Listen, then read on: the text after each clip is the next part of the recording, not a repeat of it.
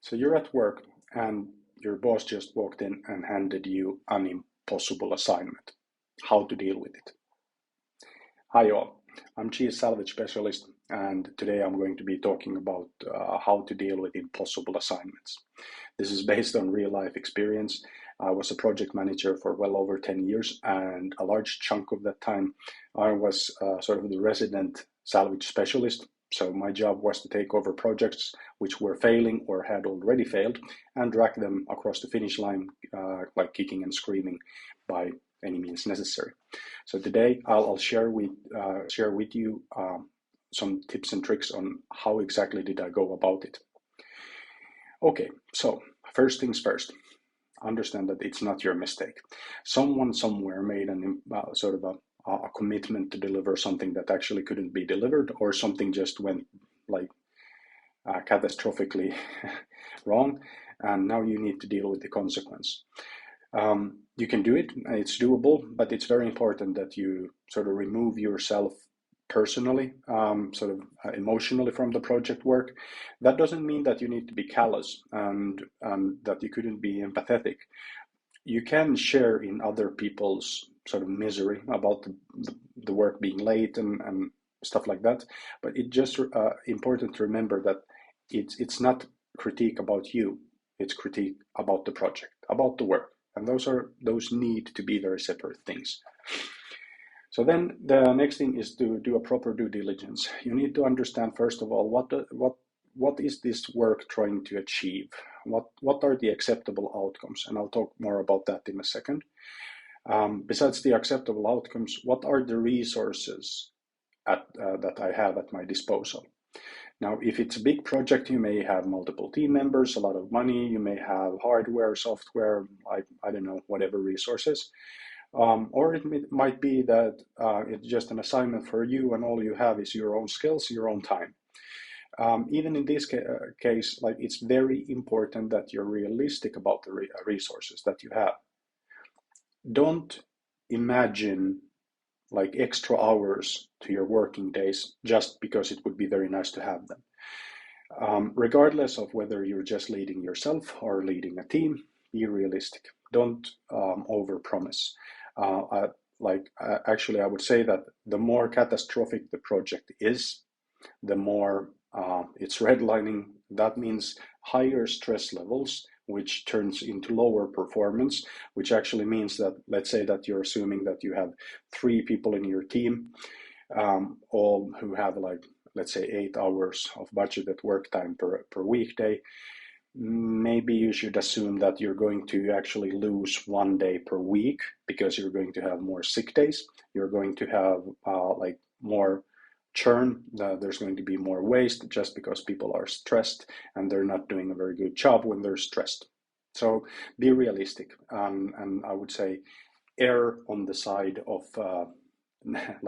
negative expectations rather than being too optimistic. So the due diligence both on what's expected of you and also what's available to you in terms of resources. Now then, understanding the acceptable outcomes.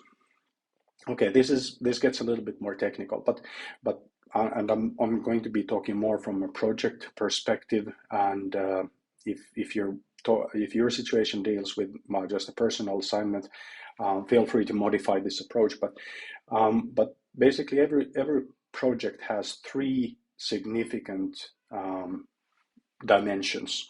So there's the scope of the project. So that's like what needs to be done. Then there's the quality dimension of how good does it need to be. And then there's the budget part. And budget is then all the resources, time, money, and so on. Now, basically, in every project I witnessed, like, there's a priority between these 3 elements. For example, during my career, at some point, I was assigned to a project, and I was the 3rd project manager in 6 months or so. And by the time I joined the project, 90% of the budget had been spent, and less than 10% of the deliverables had been shipped. So as you can imagine, there wasn't no way I was going to finish that on time or on schedule. But I did my due diligence. I understood what resources I have at my disposal. Then I worked very hard to read the contract and interview stakeholders to understand the acceptable outcomes. And it became clear that I couldn't really negotiate on the scope of the project due to external factors. It was some sort of a burning platform situation where it just needed to be done. And I couldn't really negotiate on the quality either, because the quality was dictated for the most part by laws and regulations. So that means that the only flexible part in the project was the budget, the time and the money. So it was time to deliver the bad news to the steering group and told them that we're going to be grossly overrun, we're going to be way a lot late, but it can be done. That's the good news. And then again, I removed myself emotionally from that room, because of course the initial reaction and the feedback from the customer at first was, well, let's put it that way, that it wasn't nice. Then of course they weren't happy about it, but they were pissed off at the project, not with me. Okay, so then, okay, now you understand like the due diligence, you know what you have at your disposal, you know what you're dealing with, and then you can sort of start putting together a rough plan on how to get from here to there. On a day-to-day basis, there's a few important things that you can do. First of all, only worry about the stuff that you can actually influence and impact. Don't worry about things which are completely outside of your control. Write them down as assumptions that, okay, this is going to go wrong, or that this is going to come and bite us in the ass at some point. Make sure that you have a plan somewhere which you're sharing with your key stakeholders, where you communicate these risks and assumptions.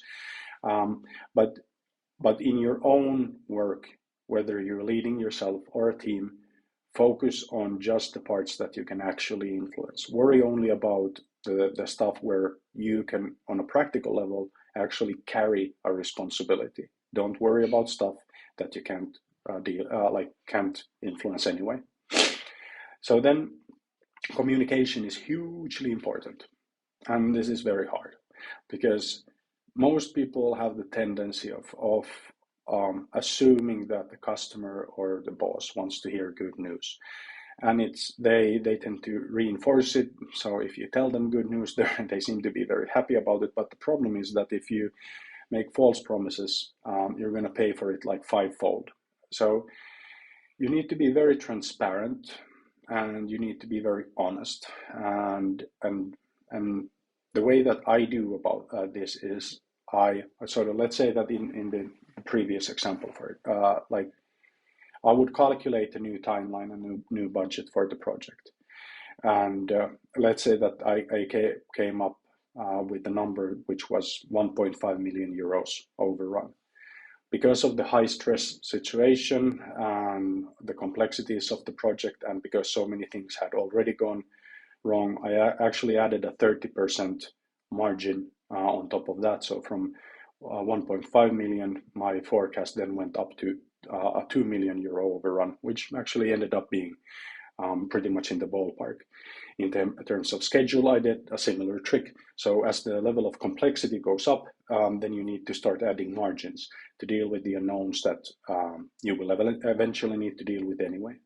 And the way that you communicate this is you sort of outline the steps that you're going to take to get from here to there, and this is going to come up with likely be presented as some sort of a plan, which is going to also have a split of effort and everything in there. And then at the end of that, I'm going to have my assumptions, and within those assumptions, I'm going to have those margins and so on. Of course, the steering group can push back on those margins and say that no, we don't need any failure margins here, that we're professionals and we know what we're doing. Fine, I don't care, let's do it that way, but I want to make sure that I have that in writing in the steering group meeting minutes, so that when we do end up going overrun again, I can refer to the steering group meeting minutes from September year X and Y and say that, hey, look at this, so I told you so. Okay, and but it also helps you to be proactive in communications. So Don't wait until the next sort of steering group meeting. Keep the individual stakeholders informed individually. Try to have one-to-ones as much as possible, even though they might be scary and painful. But it's going to help you when you go to the actual steering group meeting if you've established like personal one-to-one relationships with the people. They're still going to be pissed off at the work being late, but they're going to be less pissed off at you. And that makes it a lot easier, emotionally speaking. Another thing that you can do when you're discussing with the stakeholders or with the steering group, for example, or with your boss or whoever it is that you're talking about, when you're presenting this stuff, avoid emotional language, avoid using adjectives, avoid making like saying that if we don't do something now, everything's going to be ruined in half a month, half a year or something like that. Be very specific. Be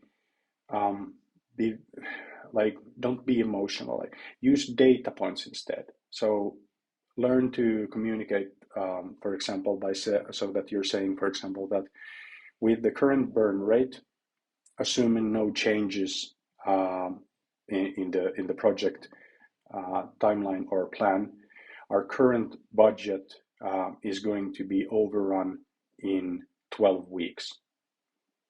So by removing those adjectives and making it less about emotions and more about the data, you're making it more difficult for people to just have a generic pushback.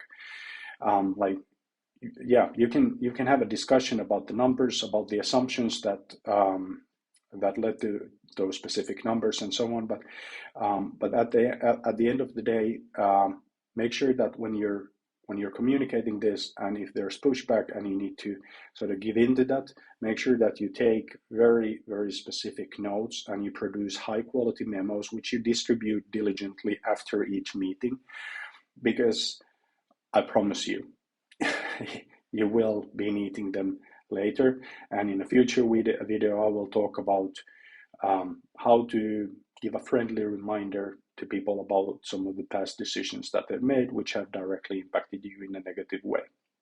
But okay, that was it. That was a video about impossible assignments, and I'd really love to hear about how you've solved some similar situations.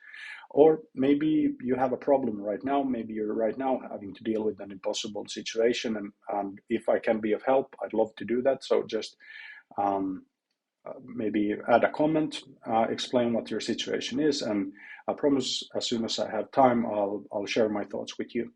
So good luck, everyone, and this is Chief signing out.